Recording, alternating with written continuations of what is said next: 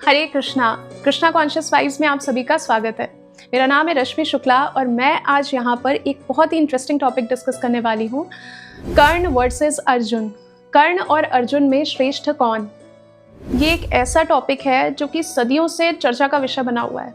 इस पे कितने टीवी सीरियल्स बनाए जा चुके हैं, कितनी मूवीज़ बन चुकी हैं, कितने डिबेट्स होते हैं, लेकिन कोई कंक्लूजन नहीं निकलता है। कुछ लोग कर्ण के फेवर में रहते हैं, कुछ अर्जुन के फेवर में रहते हैं और कुछ दोनों के फेवर में रहते हैं कि हाँ, कुछ क्वालिटीज़ कर्ण में भी अच्छी थी, कुछ क्वालिटीज़ अर्जुन में भी अच्छी थी। तो इस तरह दोनों में इक्वल पोटेंसी थी। तो आज इस वीडियो में हम जो डिस्कस करने वाले हैं वो किसी ओपिनियन बेसिस पर नहीं, किसी गेस बेसिस पर नहीं, बल्कि फैक्ट्स के बेसिस पर डिस्कस करेंगे और उन फैक्ट्स का सोर्स है महाभारत। तो अगर हम कर्ण और अर्जुन के बारे में जानना चाहते हैं तो हमें महर्षि वेद व्यास द्वारा लिखी गई महाभारत को रेफर करना चाहिए। क्योंकि टीवी सीरियल्स और मूवीज़ में क्या होता है कि कई बार मसाला डालने के लिए चीज़ों को ड्रामेटाइज वे में दिखाते हैं और जिससे स्टोरी चेंज हो जाती है और कई बार कुछ चीज़ें मिस हो जाती हैं। तो जो हम देखते हैं हम उसे सही मान लेते हैं और बहुत सारे मिसकॉन्सेप्शंस हमारे दिमाग में बैठ जाते हैं, जबकि रियलिटी कुछ और होती है। तो आइए शुरू से शुरू करते हैं।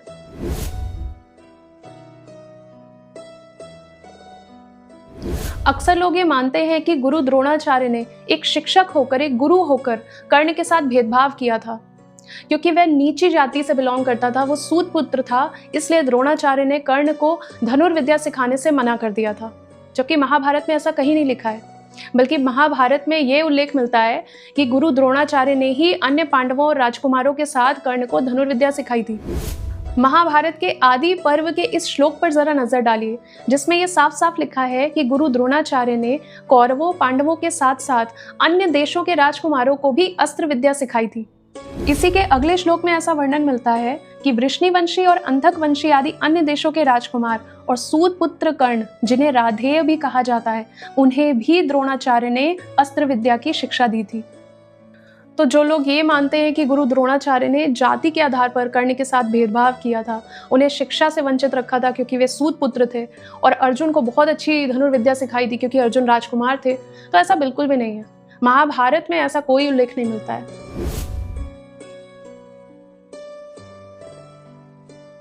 तो अब सवाल ये उठता है कि अगर गुरु द्रोणाचार्य ने कर्ण को अस्त्र शस्त्रों की शिक्षा देने से मना नहीं किया था, तो फिर कर्ण परशुराम जी के पास क्यों गए थे अस्त्र शस्त्रों का ज्ञान लेने? इसके पीछे एक कारण है। गुरु द्रोणाचार्य ने कर्ण को ब्रह्मास्त्र का ज्ञान देने से मना कर दिया था, जबकि ब्रह्मास्त्र की शिक्षा वो अर्जुन को दे चुके थे। कर्ण अर्जुन के प्रति बचपन से ही प्रतिस्पर्धा की भावना रखते थे, तो जब अर्जुन को ब्रह्मास्त्र का ज्ञान मिला तो कर्ण को भी ब्रह्मास्त्र चाहिए था, लेकिन गुरु द्रोण ने मना कर दिया था।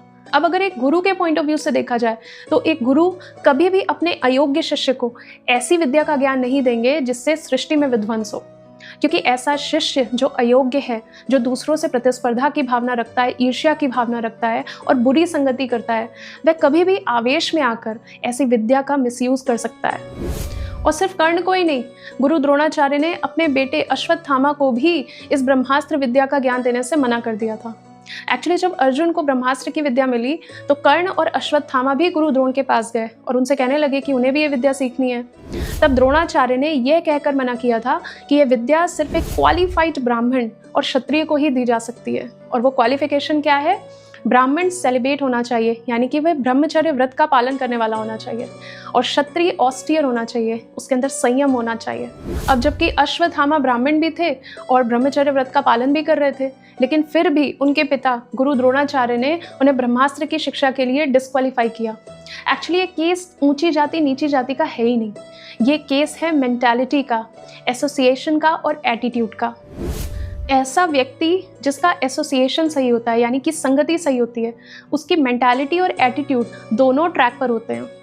वो सही और गलत के बीच डिफरेंशिएट कर पाता है और अपनी नॉलेज को हमेशा सही जगह यूटिलाइज करता है जिससे सबका भला हो। अर्जुन के अंदर पेशेंस था, एक्सपर्टीज थी, डिसिप्लिन था, और अपनी इंटेलेक्ट को राइट टाइम पर राइट वे में यूटिलाइज करना जानते थे वो।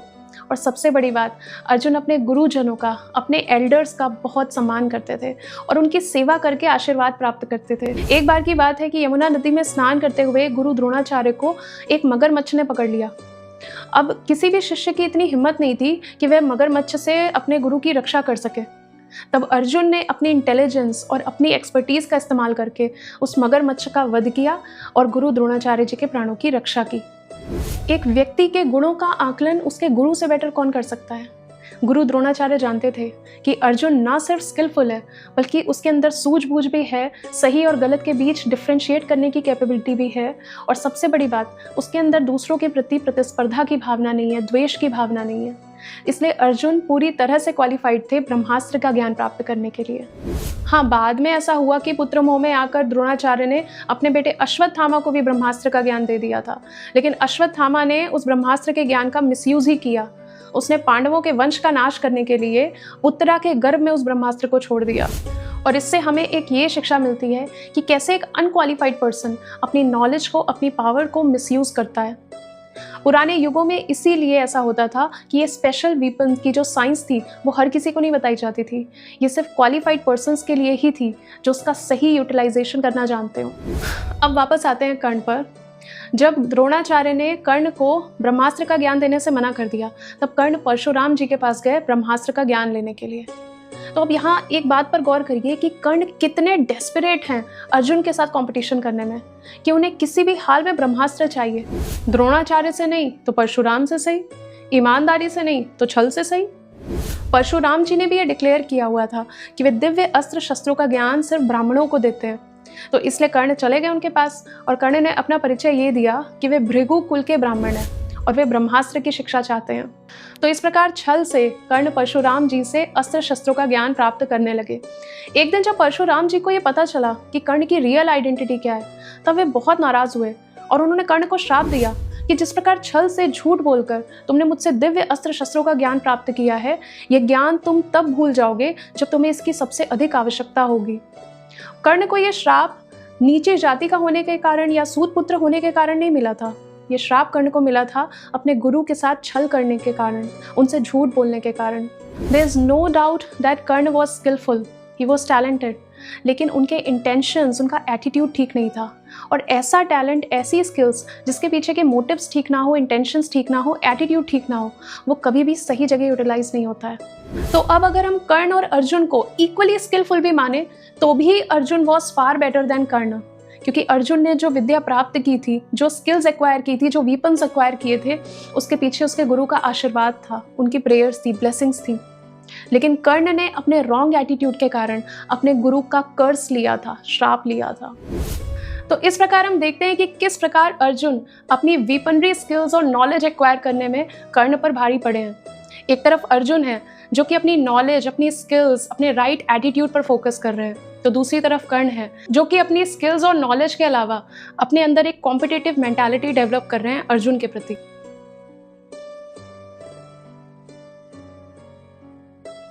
तो कौरव और पांडव जब गुरु द्रोणाचार्य जी से शिक्षा प्राप्त करने के बाद हस्तिनापुर वापस आते हैं, तो हस्तिनापुर में एक रंग मंडप प्रतियोगिता का आयोजन किया जाता है, जिसमें सभी राजकुमारों को अपनी अपनी स्किल्स का प्रदर्शन करना था।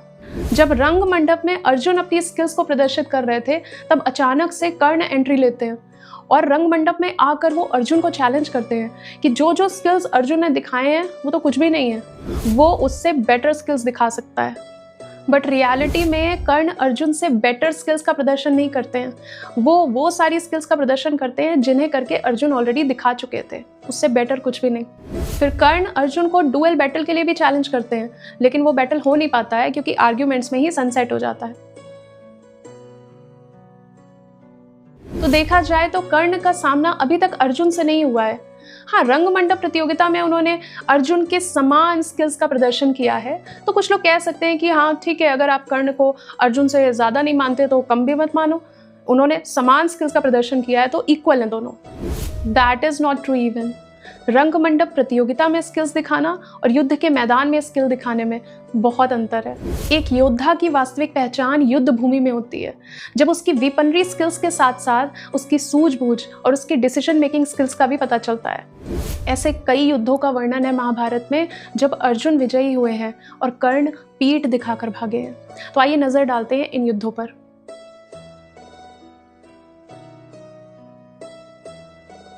गुरु द्रोणाचार्य ने गुरु दक्षिणा के रूप में कौरवों और पांडवों से ये मांगा था कि पांचाल के राजा द्रुपद को बंदी बनाकर उनके सामने प्रस्तुत किया जाए।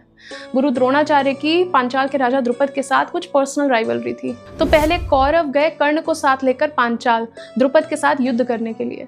लेकिन द्रुपद इतने पावरफुल थे और उनकी वॉर टैक्टिक्स इतनी स्ट्रॉन्ग थी कि उसके सामने कोई नहीं टिक पाया। सबको रणभूमि छोड़कर भागना पड़ा और भागने वालों में कर्ण भी थे। अपने प्राणों की रक्षा करते हुए कर्ण भागकर हस्तिनापुर वापस आ गए। जब सारे कौरव हार कर पिट कर द्रुपद से हस्तिनापुर वापस आ गए, तब पांडव निकले पांचाल की ओर द्रुपद से युद्ध करने के लिए। और पांडवों में युधिष्ठिर हस्तिनापुर ही रहे, अर्जुन, भीम, नकुल और सहदेव ही गए थे। और अकेले अर्जुन ने द्रुपद के साथ घमासान युद्ध किया, और न सिर्फ युद्ध किया बल्कि उनको परास्त भी किया और उन्हें बंदी बनाकर द्रोणाचार्य के सामने प्रस्तुत किया। तो इस प्रकार हम देखते हैं कि जिस द्रुपद से हार कर कर्ण अपने रथ से कूद कर भाग गए थे, उसी द्रुपद को अर्जुन ने बंदी बनाया और अपने गुरु द्रोणाचार्य के सामने गुरु दक्षिणा के रूप में प्रस्तुत किया। तो द्रुपद के साथ युद्ध में अर्जुन कर्ण से बेटर साबित होते हैं।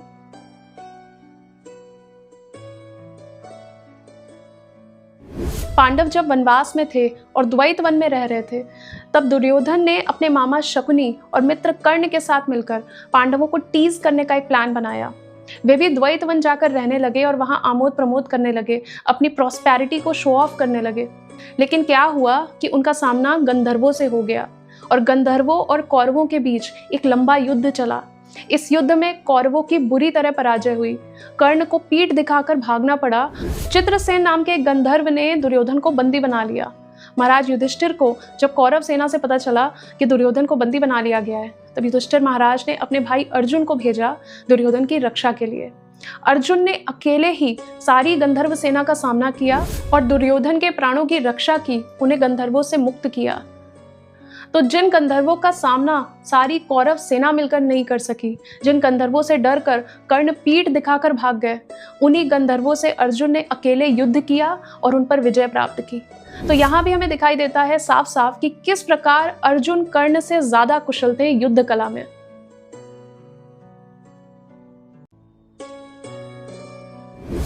विराट युद्ध में अर्जुन ने अकेले सारी कौरव सेना को परास्त किया था, जिसमें भीष्म पितामह, कर्ण और गुरु द्रोणाचार्य भी शामिल थे।